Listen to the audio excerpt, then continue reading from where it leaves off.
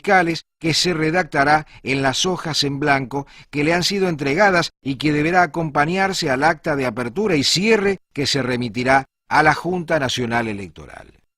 Luego de instalar la mesa, habilitará la urna de votación. Para ello deberá armarla con los autoadhesivos en caso de que venga desarmada, siguiendo los números impresos en las solapas. En caso de que la urna se encuentre ya armada, verificará que se encuentre totalmente vacía. Debe completar los claros impresos en la urna con los siguientes datos: sección electoral, número de circuito electoral y número de mesa en la que le corresponde actuar. En algunos casos, los datos pueden venir completos desde la Junta Electoral Nacional. Luego cerrará la urna colocando la faja de seguridad que recibió entre los materiales electorales. Esta faja de papel deberá colocarse de modo tal que no impida la introducción de los sobres y será firmada por usted, el suplente de mesa y los fiscales presentes. También deberá colocar, en caso de que se le provea, la bolsa plástica de seguridad conforme a las indicaciones que hay en su interior. Apertura del acto electoral. A las 8 horas en punto, aunque se encuentre presente solo una autoridad de mesa, dará inicio al proceso de votación labrando el acta de apertura provista por la Junta Electoral Nacional que se encuentre junto al acta de clausura. A tal fin deberá llenar los claros del acta impresa y firmar el acta junto con el suplente y los fiscales de los partidos presentes en ese momento, quienes deberán aclarar su firma y anotar su número de documento y el nombre o sigla de la agrupación que representan. En caso de que el suplente o algún fiscal no estuviesen presentes o no hubiere fiscales designados o estos se negasen a firmar, el presidente manifestará tal circunstancia en el acta testificada por 2 electores presentes que firmarán junto con él. Desarrollo del acto electoral. El presidente y su suplente serán los primeros en votar. En caso de no estar inscriptos en el padrón de la mesa, deben agregarse indicando su nombre, apellido, número de documento y huella dactilar del dedo pulgar derecho. Aclararán su condición de presidente o suplente de la mesa y cuál es la mesa en la que le hubiera correspondido votar. En caso de actuar en mesa de electores de otro sexo, votarán en la más próxima correspondiente al suyo. Los fiscales partidarios pueden votar en la mesa en la que actúan, aunque estén inscriptos en otra, siempre que lo estén en la sección, partido o departamento según corresponda, a la que ellos pertenecen conforme la constancia del domicilio asentada en su documento.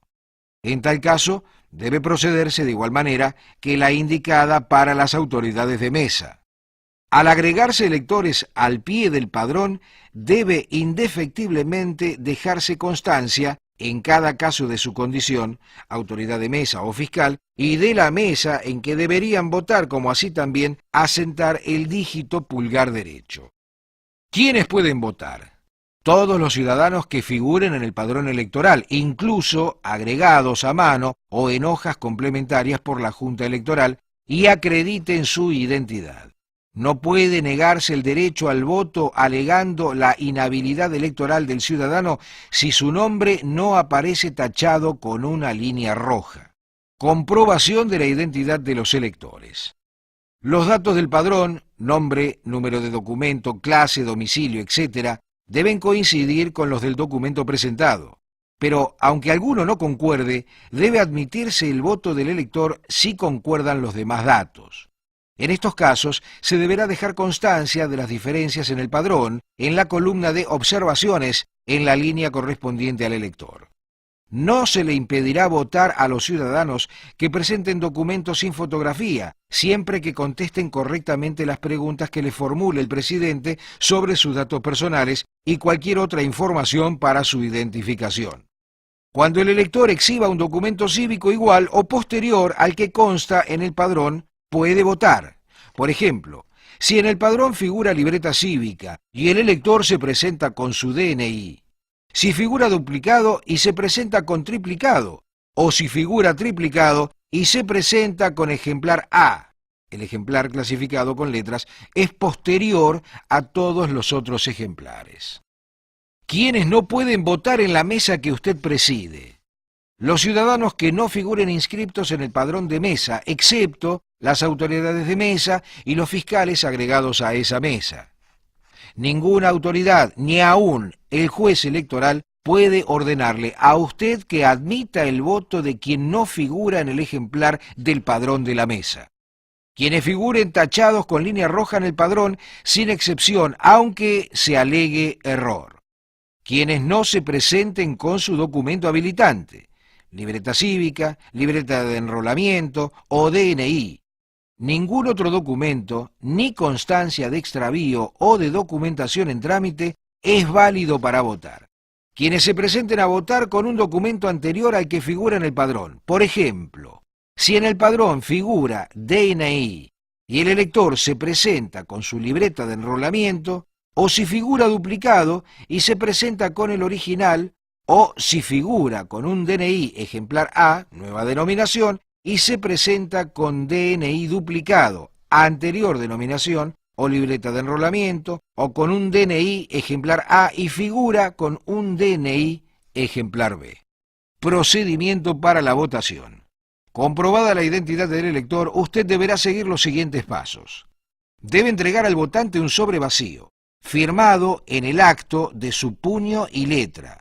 Contra la entrega del sobre, usted debe retener el documento cívico del elector. Los fiscales pueden firmar el sobre en la misma cara en que usted lo hizo y si así lo hacen, deben firmar varios y en ningún caso uno solo. Evite que el elector ingrese al cuarto oscuro con carteras, bolsos o mochilas que puedan utilizarse para ocultar boletas. En caso de haber recibido una bolsa plástica de seguridad, entregue al elector la misma de acuerdo a las indicaciones que hay en su interior. Luego invitará al elector a pasar al cuarto oscuro para que elija y en sobre la boleta de su preferencia. Pasado un tiempo prudencial, lo razonable sería aproximadamente 1 minuto, el presidente golpeará a la puerta a fin de que, por respeto a los demás electores de la fila, concluya con la tarea en el menor tiempo posible. Al salir del cuarto oscuro, el elector debe depositar el sobre en la urna dejando ver que es el mismo que le fue entregado.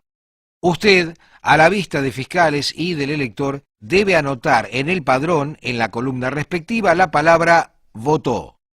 Sello, fecha y firma debe dejarse como constancia en el documento del elector en el lugar destinado a tal efecto.